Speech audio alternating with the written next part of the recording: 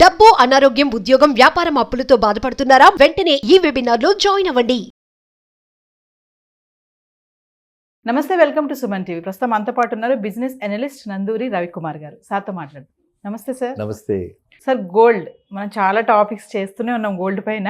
మరి Trump winnowing impact gold పైన బాగా చూపిస్తుంది. పండగ సీజను, పెళ్ళిళ్ళ సీజన్లో ఈ గోల్డ్ ఇలా తగ్గడం అనేది ముఖ్యంగా మాకు మహిళలకి చాలా సంతోషకరమైన విషయం. ఫేస్లో అది తెలిసిపోతుంది. మాకు గోల్డ్ తగ్గుతుంది అంటే ఎప్పుడు కొనుక్కోవాలా వెళ్ళి బంగారం అని అందరికీ లేడీస్కి చాలానే ఉంటుంది కొంచెమైనా సరే. ట్రంప్ ఇంపాక్ట్ గోల్డ్ పైన ఎలా ఉంది అంటే మీ అనాలిసిస్లో ఏం చెప్తారు సార్? ఎస్, చాలా. ఎందుకంటే మీరు అన్నట్టుగా మీ ఫేస్లో కూడా నాకు చాలా ఆనందం కనిపిస్తుంది, ఆ గ్లో కనిపిస్తుంది. సో చాలామంది ఇప్పుడు అంటే ఒకవైపు అన్నా ఆనందం, ఇంకో రేపు అన్నా హై లెవెల్లో కొనుక్కున్నాము ఇప్పుడు తగ్గిందే అని ఇంకొక రకమైన బాధ. మన గత వీడియోలో నేను చెప్పడం జరిగింది, 80,000 మనం అనుకున్నాము, 80,000 దాటిపోయింది. December 31st అనుకున్నాం, మనం ఇద్దరమే అనుకున్నాం. అది కూడా ఆచారం అప్పుడు కూడా ఆ పర్టికులర్ వీడియోలో కూడా.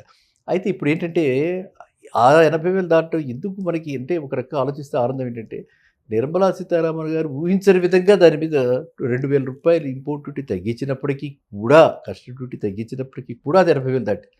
That was very happy point మనకి. అయితే ట్రంప్ గెలిచిన తర్వాత ట్రంప్ ఇంట్రెస్ట్ రేట్స్ ఆయన ఏవైతే తగ్గిస్తారు అని అనుకున్నామో అది తగ్గించకుండా అలాగే ఉంచుతారేమో చెప్పి అనుకున్నారు అందరూ, కానీ తగ్గించడమే జరిగింది. సో ఎప్పుడైతే ఇంట్రెస్ట్ రేట్ తగ్గించారో ఆటోమేటిక్గా అందరూ ఏంటంటే బారోయింగ్స్ పెంచుకుని అక్కడ కన్జ్యూమర్ స్పెండింగ్ ప్యాటర్న్ మారిపోయి ఇప్పుడు అందరూ కూడా గోల్డ్ని ఒక హెడ్జ్ అసెట్గా తీసుకుంటారు అనమాట. అంటే ఇంట్రెస్ట్ రేట్ తగ్గింది కాబట్టి గోల్డ్లో పెడితే మనకి ఎక్కువ వస్తుంది అని చెప్పి ఒక ఆలోచన ఉంటుంది. ఆ ఆలోచనకి విరుద్ధంగా అందరూ కూడా ఏంటంటే గోల్డ్ కంటే కూడా మిగతా అసెట్స్ ప్రిఫర్ చేస్తారు. ఏమిటి ఆ అసెట్స్? ఆటోమేటిక్గా ఈ మిగతా అసెట్స్ ట్రంప్ వచ్చారు కాబట్టి బిజినెస్ బాగుంటుంది, ఇక్కడ ఎన్విరాన్మెంట్ బాగుంటుంది, ఇక్కడ ఇవన్నీ కూడా పెరుగుతాయి. ఆయన ఫేవరెట్ స్టాక్స్ ఏవైతే ఉన్నాయో, ఫేవరెట్ కంపెనీస్ ఏవైతే ఉన్నాయో వాటన్నిటికీ కూడా బూస్టింగ్ వస్తుంది అని చెప్పి అందరూ కూడా వాటికి వెళ్ళారు. అట్లాంటివి మనం చూసుకున్నామంటే స్టాక్స్లో అక్కడ స్టాక్స్ ఇండియన్ స్టాక్స్ కదా, అక్కడ స్టాక్స్ మనం చూస్తే కాయిన్ బేస్. ఈ కాయిన్ బేస్ దేని మీద బేస్ అయి ఉంది? బిట్ కాయిన్ మీద బేస్ అయ్యింది. అంత ముందరంతా స్లీపింగ్ జైంట్ బిట్ కాయిన్, ఈయన రాగానే పరుగులు పెట్టి ఊహించే విధంగా 75,000 దాటిపోయింది. సో బిట్ కాయిన్ ఎప్పుడైతే 75,000 పాయింట్తో ఈ కాయిన్ బేస్ కూడా దాంతోపాటు పైకి వెళ్ళిపోయింది అనమాట. సో ఈ విధంగా ఇప్పుడు ఈక్వేషన్ మారిపోయింది. పవర్ ఈక్వేషన్ ఎప్పుడైతే మారిపోయిందో బిజినెస్లో ఇక్కడైనా అక్కడైనా ఎక్కడైనా సరే గ్లోబల్గా ఇవాళ పొలిటికల్గా వాళ్ళే డైరెక్షన్ సెట్ చేస్తారు, వాళ్ళే బిజినెస్ స్ట్రాటజీస్ని రూపకల్పన చేస్తారు. అదే గైడ్లైన్స్ అన్నీ కూడా వాళ్ళే ఇస్తారు. మనకి ప్రతి బడ్జెట్కి ఎలా అయితే మారుతూ ఉంటుందో అక్కడ ప్రతిసారి లీడర్ మారినప్పుడు ఆ అడ్మినిస్ట్రేషన్ థింకింగ్ డైరెక్షన్ మారుతుంటాయి. సో ఇప్పుడు అందువల్ల సడన్గా ఏమైపోయింది, గోల్డ్ డిమాండ్ తగ్గిపోయింది. ఇది ఓన్లీ టెంపరీ ఫినామినా. అందువల్ల ఏదో పడిపోయి ఏదో అందరూ చాలామంది 60,000 వచ్చేస్తుందా 50,000 వస్తుందా అంటున్నారు. అది అసలు ఛాన్సే లేదు. గోల్డ్ 60,000 50,000 వచ్చే ఛాన్సే లేదు. అండ్ మనకి చూస్తే గోల్డ్ అన్నిటి కూడా మన డాలర్ ప్యారిటీలో చూస్తాం. డాలర్ రేటు మనకి ఇక్కడ రోజు రోజుకి డాలర్ రేటు పెరుగుతుంది. ఇవాళ 84 ఎంతో అయింది. సో ఈ విధంగా మనకి డాలర్ రేటు పెరుగుతున్నప్పుడు ఇంటర్నేషనల్ మార్కెట్లో గోల్డ్ డాలర్లో ఉంటుంది కాబట్టి ఓకే, మనకి ఇండియన్స్ వరకు ఎప్పటిదాకా అయితే ఈ డాలర్ రేట్ ఇలా పెరుగుతూనే ఉంటుందో అక్కడ ఇంటర్నేషనల్ లేదు పెరుగుతుంది, ఇది మనకి గోల్డ్ డాలర్లో ఉంటుంది కాబట్టి మనకి ఇండియన్స్ వరకు తగ్గే అవకాశం గోల్డ్ చాలా తక్కువ. సో మామూలుగా ఒక 50 రూపాయలు తగ్గినా కూడా అమ్మో బంగారు రేటు తగ్గింది అంటాం కదా, అలాంటిది గత 4 రోజుల నుంచి చూసుకుంటే 3,000 తగ్గింది. 3,000 తగ్గింది. అందుకే అందరూ ముచ్చటగా ఇదే కబుర్లు చెప్పుకుంటున్నారు. ఎక్కడికి కొనసాగితే 60,000 వస్తుంది అంటారు కదా. మరి అదే మీరు రాదని చెప్తున్నారు. ఇప్పుడు కార్తీక మాసం వచ్చేసింది, కార్తీక పౌర్ణమి కూడా కొంతమంది చాలా మంది సెంటిమెంట్ కొనుక్కుంటుంటారు. సో ఈ విధంగా కూడా కొంతమంది అడుగుతున్నారు. అయితే ఏంటంటే నేను అనేది ఏంటంటే ఎప్పుడు కూడా మనకి గోల్డ్ అన్నది యాజ్ ఎన్ అసెట్, అంటే మనం ఇన్వెస్ట్మెంట్ పర్పస్గా కంపల్సరీగా ఏ మార్కెట్లో అయినా సరే 10% పెట్టుకోవాలి. మన ఇన్వెస్ట్మెంట్ పోర్ట్ఫోలియో 10% ఖచ్చితంగా పెట్టుకోవాలి. అయితే ఈ 10% అనేది మినిమంగా చెప్తున్నాను నేను.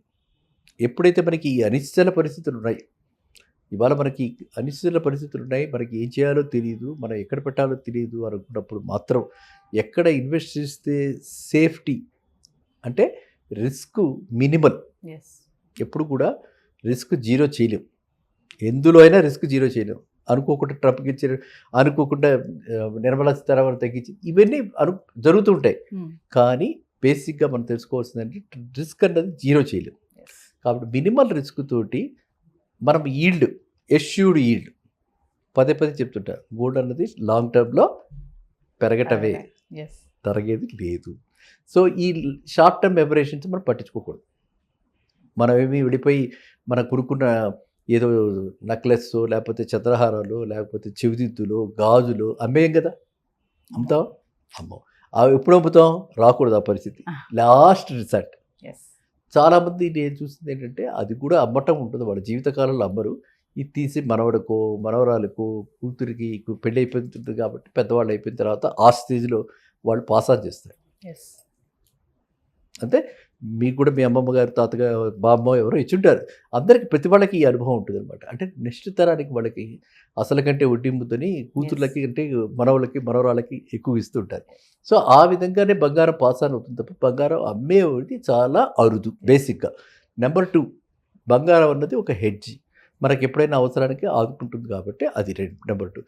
కాబట్టి ఇప్పుడు మనము మీరు అన్నదాన్ని చూస్తే నా ఉద్దేశంలో 80,000కి మనం దానికంటే వేగంగా వెళ్ళింది కాబట్టి అక్కడి నుంచి కొంచెం సబ్జ్యూడ్గా 75, 74 అంతకు మించి మనకు తగ్గదు. ఎస్. జనవరికి 74 దాకా రావచ్చు, అక్కడి నుంచి మళ్ళీ రివర్స్ ట్రెండ్ వస్తుంది, మళ్ళీ పెరగచ్చు. ఎందుకు అప్పటికి మన అడ్మినిస్ట్రేషన్, ట్రంప్ అడ్మినిస్ట్రేషన్ అదంతా కూడా స్టెబిలైజ్ అయిపోవటం, జనాల్లో కూడా ఎక్స్పెక్టేషన్స్ క్లియర్గా క్లారిటీతో సెట్ చేసుకుంటారు కాబట్టి అప్పుడు డెఫినెట్గా మళ్ళీ వెనక్కి వస్తారు. ఎస్. ఈ ఇంట్రెస్ట్ రేట్లు ఎప్పుడైతే ఇంకా తగ్గించే అవకాశం కూడా ఉంది, తగ్గిస్తే ఖచ్చితంగా ఈ గోల్డ్ అన్నది మనకి ఎక్కువ ఈల్డ్ వస్తుంది. డిపాజిట్ పెడితే నీకు 2.5%, 3.5% వస్తుంది అక్కడ. లేదు గోల్డ్లో పెడితే అట్లీస్ట్ మనకి 6-7% వస్తుంది. నేను చెప్తే యూఎస్ మార్కెట్ గురించి. ఎస్. ఇక్కడ మనకి 7.5-8% ఇంట్రెస్ట్ రేట్స్ ఉంటే యూఎస్లో 3.5-4% డిపాజిట్ల మీద.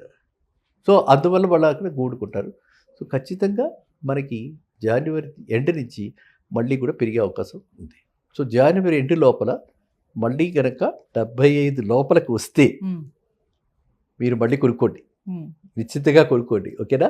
మళ్ళీ 80-85 మళ్ళీ అయిపోతుంది. మనం అనుకున్నాము రాబోయే 2 ఏళ్లలో ₹1,00,000 కాదు 2 లక్షలు కూడా అయ్యే అవకాశం ఉందని కూడా చెప్పారు ఒకసారి. ఏది ఈ ఇరాన్ ఇజ్రాయెల్ కాన్ఫ్లిక్ట్ ఇదే విధంగా కొనసాగితే లేదా ఇంకేమైనా కొత్త ప్రాబ్లమ్స్ వస్తే చెప్పలే కదా ఏమొస్తుంది, ఎలాంటి ప్రాబ్లమ్స్ వస్తే చెప్పలే కదా. అలా కనుక వస్తే ఖచ్చితంగా గోల్డ్ మళ్ళీ శరవేగంగా పైకి వస్తుంది. అంటే అనిశ్చిత పరిస్థితుల్లో అన్సర్టెన్ టైమ్స్లో గోల్డ్నే అందరూ ప్రిఫర్ చేస్తారు. సో ఇప్పుడు బంగారం తగ్గింది కాబట్టి సార్ మనం ఇప్పుడు ఇన్వెస్ట్మెంట్ చేయడానికి ఆప్షన్స్ ఏమున్నాయంటారు? బెస్ట్ ఆప్షన్ ఏంటంటారు? పేపర్ గోల్డ్ ఇది బెస్ట్ ఆప్షన్. పేపర్ గోల్డ్ ఇది బెస్ట్ ఆప్షన్. మీరు కొనుక్కోవాలంటే పేపర్ గోల్డ్ అనేది చాలా బెస్ట్ ఆప్షన్ అనమాట. అంటే మనకి ప్రొటెక్షన్, ఈ క్వాలిటీలు చూసుకోవటము, ఇది స్పూరియస్ గోల్డా కాదా అని చూసుకోవటము, ఈ తరుగులు చూసుకోవటము, తరుగు ఉందిగా ఎక్కడ కొనుక్కున్నా కూడా తరుగు, తర్వాత మజూరీ, మేకింగ్ ఛార్జెస్, ఈ వేస్టేజీ మేకింగ్ ఛార్జెస్ ఏమీ లేకుండా ఇంటాక్ట్గా ఉండాలంటే మనం కొనే గోల్డ్ చాలా తక్కువ కాబట్టి, అంటే నేను చెప్పేది సామాన్య మానవుడి దృష్టిలో మనం శుభ్రంగా పేపర్ గోల్డ్ కొనుక్కుని SGBs అని సావరెన్ గోల్డ్ బాండ్స్ వస్తుంటాయి, ఆ సావరెన్ గోల్డ్ బాండ్స్ కొనుక్కుని హ్యాపీగా అవి పెట్టుకుంటే మనకి ఏ ప్రాబ్లం లేదు. అలాగే గోల్డ్ సిప్పులు కూడా ఉన్నాయి. ఇది కాకపోతే నేను ఏం చెప్తానంటే బ్రాండెడ్ ప్రొడక్ట్స్, బ్రాండెడ్ కార్పొరేట్స్ ఎవరెవరు కొనకండి.